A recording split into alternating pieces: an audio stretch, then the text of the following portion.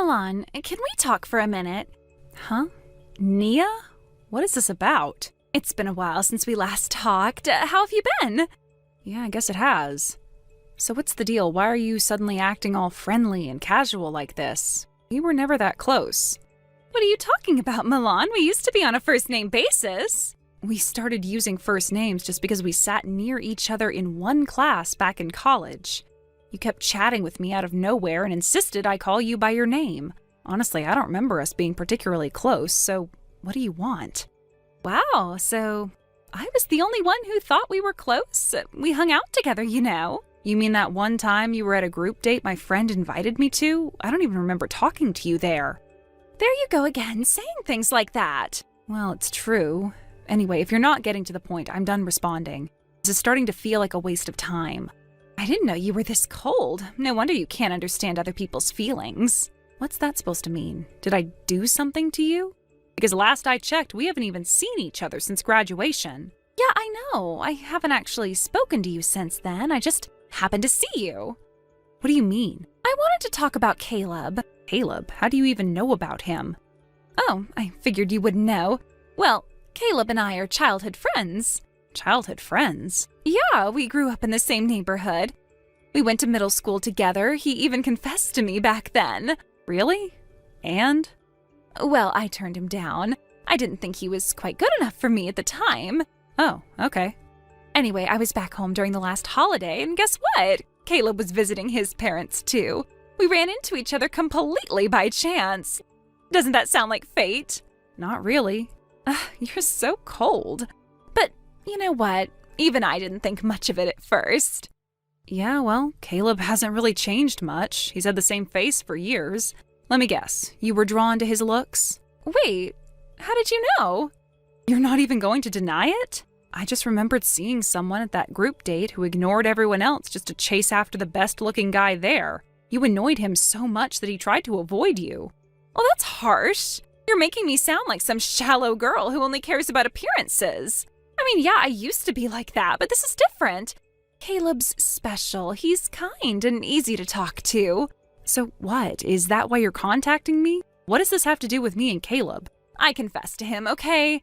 I told him how I felt, but he turned me down. Said he was already seeing someone. Then yesterday I saw him walking with you, and I realized you're the one he's dating. Took you long enough to figure that out. Honestly, I barely remember what you look like. Even as a joke, that's kind of mean, but whatever. Caleb's nice though, isn't he? I wasn't joking, and yeah, I guess he's nice enough, but what's your point? I mean, think about it.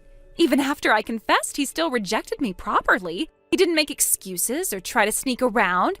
He actually respected the person he's with, even if he doesn't really love her. That's sweet, right? Wait, what did you just say?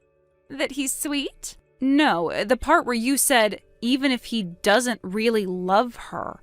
Are you seriously talking about me? Yeah, obviously. And what exactly makes you think that? Because he confessed to me before. Why would he suddenly be in love with someone else? Clearly, he's just dating you because he couldn't get over me. Are you serious right now? Of course I'm serious. He's always liked me. Why would that change? I doubt he's met anyone more attractive than me since then. Wow, you are unbelievable. You really think the world just pauses for you, huh? It's not like that. I'm just being realistic. I mean, back then, Caleb was so obvious about how much he liked me. He couldn't even talk to me without stumbling over his words. His face would turn red just by standing next to me. Do you really think feelings like that just disappear? Yeah, it's called moving on. People do it all the time. I don't buy it. He's just pretending with you. Maybe he's just tired of being single, or maybe you're just convenient. I mean, no offense, but Caleb's way out of your league. There's no way he's really into you. Right? And I'm sure you telling yourself that makes you feel better. You know what? Fine. Believe whatever you want, but you should know when I talked to Caleb, we actually had a great conversation. He remembered so much about me. Stuff I didn't even think he'd still remember.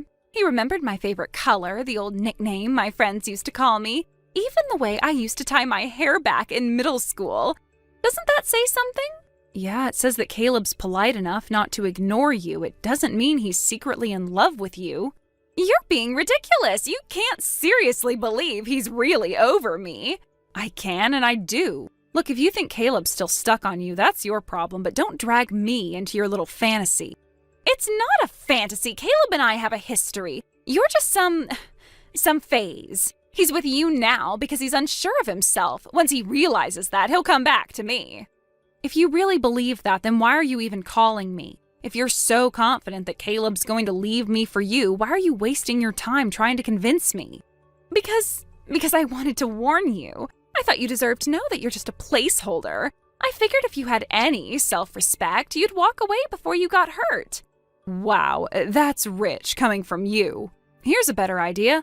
How about you deal with your own rejection like an adult instead of pretending you're trying to help me? Caleb told you no. Maybe you should try respecting that instead of acting like you're entitled to him. I'm not acting entitled. You're literally telling me to break up with my boyfriend because you think you're somehow guaranteed to win him back. That's pathetic. I'm just being honest. I'm trying to help you. No, you're trying to make yourself feel better. You want to believe that Caleb only rejected you because of me, not because he's just not interested in you anymore. That's the truth you can't face. That's not true. If you're so sure Caleb still wants you, go ahead and keep waiting for him. But I'll tell you right now, Caleb's not coming back to you. He's with me now and he's happy, so whatever little story you're telling yourself, it's not real. What? Nothing. No, seriously, don't give me that. What's going on? I told you it's nothing. Forget it. You know, I've been thinking. You're only dating Caleb because you forced yourself on him, right? I bet you cornered him, made him feel like he couldn't say no. Caleb's far too nice for his own good, so I am sure you just pressured him until he gave in. Wow. You really believe that? No. Caleb's the one who asked me out. Yeah, right. Don't act like I'm stupid. I already know what really happened. No, you don't. Not even close. Look, this is what I really wanted to say. Oh boy, here we go. What is it this time? I want you to break up with Caleb. What? You heard me. I want you to break up with him. Yeah, no. What? Why not? Because this is insane. Why would I break up with my boyfriend just because you told me to? Because you're just in the way. Caleb doesn't really love you. He's just too nice to say it. He's trying not to hurt your feelings, that's all. So if you actually cared about him, you'd let him go. And what makes you think I'd just take your word for that? Because Caleb loves me. He always has. And I love him too. If you weren't in the picture, we'd be together already. Face it, he's practically my boyfriend. You're just temporary. You're actually serious right now, aren't you? Of course I'm serious. I've been waiting long enough. Just break up with him already. Okay, wow. Listen, let me make this crystal clear. I am not breaking up with Caleb because you've got some weird fantasy about him. Whatever you've been telling yourself, it's not real. If you won't break up with him, then we're not friends anymore. Are you okay? Seriously, we were never friends to begin with. So, yeah, I guess we're done now. Tragic. Don't say that. We've always been friends. Do you want to be friends or do you not want to be friends? Pick one already, because I am honestly not interested either way. Just break up with him already. He deserves someone like me, not you. Mind if I ask you something? What now? You said Caleb isn't even your type, right? That you weren't really into his looks at first? Yeah, so? So what changed? I don't know. We were talking and I found out he's the CEO of his company now. He's not that much older than me either, and honestly, I was surprised. I didn't think someone our age could already be that successful. Ah, got it. So it's the money. Yeah, that makes sense. You know what? I'll give you credit for being upfront about it. At least you're honest in your own twisted way. Oh, please, don't make it sound like that. Money's important, but it's not everything. But it matters. I'm not going to apologize for wanting some security. Right, except you were just saying Caleb's the love of your life. Sounds like what you actually love is his paycheck. That's not fair. I really do love him. Right. You love Caleb. Just the version of him that happens to have a fat bank account. That's not true. Be honest with yourself. If Caleb wasn't a CEO, if he was just some regular guy working a 9-to-5 job, you wouldn't even give him the time of day. That's not true. Sure, whatever you say. Nia. What now? Do you know someone named May? She's your friend, right? The one who invited us to that outing a while back? Yeah, I know her. Why? Well, May told me something interesting the other day. She said one of her friends recently got scammed, tricked into racking up debt by some guy. Sound familiar? Yeah, that was me. I figured. So you're drowning in debt, and now you're trying to use Caleb as your safety net. Makes sense. It's not like that. Oh, really? What else am I supposed to think? You suddenly fell in love right after finding out Caleb's successful? Please. That's not fair. You don't know what I've been through. I know enough, and since we're talking about Caleb, want to hear something interesting he told me? What did he say? He mentioned something from middle school, said there was this dumb prank he got roped into once. Some stupid dare where he had to confess to a younger girl as a joke. Wait, what? Yeah, apparently it was this ridiculous prank. Confess to someone and see how they react. Caleb told me he felt horrible about it afterward, said he still feels guilty to this day. Even though he ended up getting rejected, it stuck with him. Said it made him realize how hurtful it is to mess with someone's feelings like that. And what's your point? My point is, Caleb's been played before. He knows what it feels like to be strung along. You really think he's dumb enough to fall for your act? That's not. And that's not all. When Caleb visited home recently, he said something else. What did he say? He mentioned running into some girl on his way back. Said she started clinging to him out of nowhere, kept going on about how they were childhood friends or something. He said she practically threw herself at him and then confessed like she was doing him a favor. That can't be. That was you, wasn't it? You seriously thought you could just show up, bat your eyelashes, and have him fall into your lap? I didn't think. Oh, I know you didn't think. That's exactly the problem. Whatever you convinced yourself was happening, that wasn't reality. It was all in your head. No, it can't be. Hate to break it to you, but Caleb's not interested. He never was. And honestly, if this whole thing was just about digging up a rich guy to fix your money problems, that's just pathetic. Shut up. You don't know what I've been through. Don't act like you're better than me.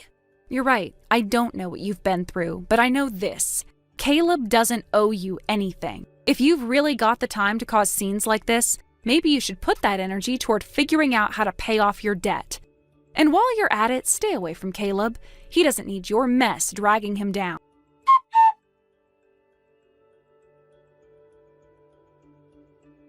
After that, I didn't hear anything from her for a while.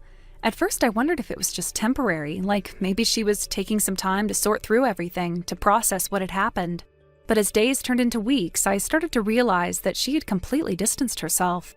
It was almost as though she had vanished without a trace. The silence was deafening, and it left me with a feeling of uncertainty, not just about her, but about what had transpired between us all. It wasn't until later that I heard from May. She had gotten some details about what had happened to her after our last encounter. Apparently, she had thrown herself into trying to pay off the debts that had been hanging over her head. She must have been desperate, as we all can be when faced with financial pressures. But instead of finding a way out, her attempts had only made things worse. In her rush to solve that problem, she had ended up accumulating even more debt, spiraling deeper into the hole she had already dug for herself. The realization hit me hard.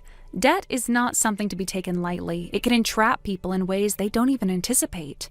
I had known that financial struggles were a reality for many people, but hearing how much she had gotten caught in it made me realize just how easy it is for someone to fall victim to a vicious cycle. It made me reflect on how dangerous debt really is. It doesn't just affect your bank account, it affects your peace of mind, your sense of security, and your mental health. The worry, the constant anxiety about how to make ends meet, how to pay off what you owe, it's overwhelming.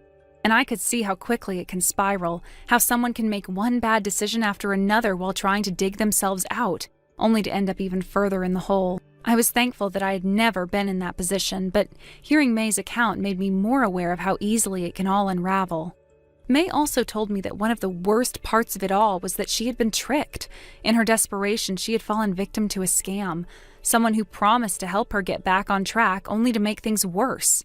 I couldn't help but feel a sense of anger and frustration. People who take advantage of others when they're most vulnerable are the worst kinds of predators. Scams like that are an unfortunate reality for so many, and I felt a strange mixture of sympathy and concern for her.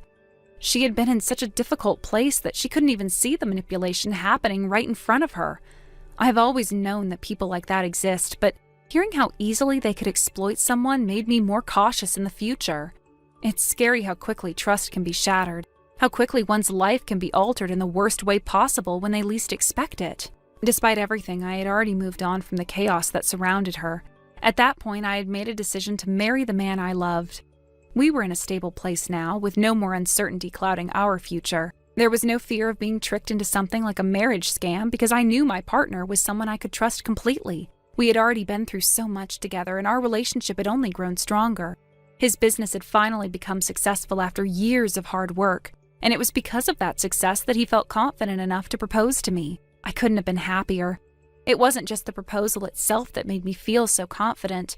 It was the culmination of everything we had worked through together. His hard work, determination, and loyalty to me were qualities that I admired deeply. I had seen the highs and lows of his journey, and I was proud to stand by him through it all. His success wasn't just his own, it was ours. It felt like the reward for all the time we had invested into each other, for all the faith we had placed in one another. As I reflected on everything, it struck me just how differently things had turned out for both of us. While she had continued to struggle, constantly battling against the tide of her own choices, I had managed to find peace and stability. I had built a life with someone I could count on, someone who loved me unconditionally, and I was now preparing to marry him. The contrast between our situations was stark, and it made me think about the decisions I had made in my own life, how they had led me to where I was today. There was something deeply humbling in realizing how our choices, whether big or small, shaped our lives. In some ways, I almost felt a sense of guilt about how things had turned out. I didn't wish for her to suffer, but at the same time, I knew that her situation was a result of her own actions. She had made reckless choices, trusted the wrong people, and ultimately found herself alone and burdened by debts she couldn't handle. It was a harsh lesson, but one that I think she would have to learn on her own. The more I thought about it, the more I realized that there was nothing more I could do for her. Sometimes you have to let people face the consequences of their actions, no matter how hard that may be. And while I couldn't change her fate, I knew that I was in control of my own future. I had worked hard to get where I was, and I was not going to let anything, or anyone, ruin the happiness I had found. I had learned so much from the past, lessons about trust, responsibility, and the importance of making careful decisions. And with those lessons, I was moving forward, ready to start a new chapter with the man I loved. Thank you for watching and listening. We hope you enjoyed the video. Don't forget to like this video and subscribe. Also, feel free to leave a comment about what you thought of the story. We look forward to seeing you at the next story. Thank you for watching. Please subscribe and hit the like button. See you next time.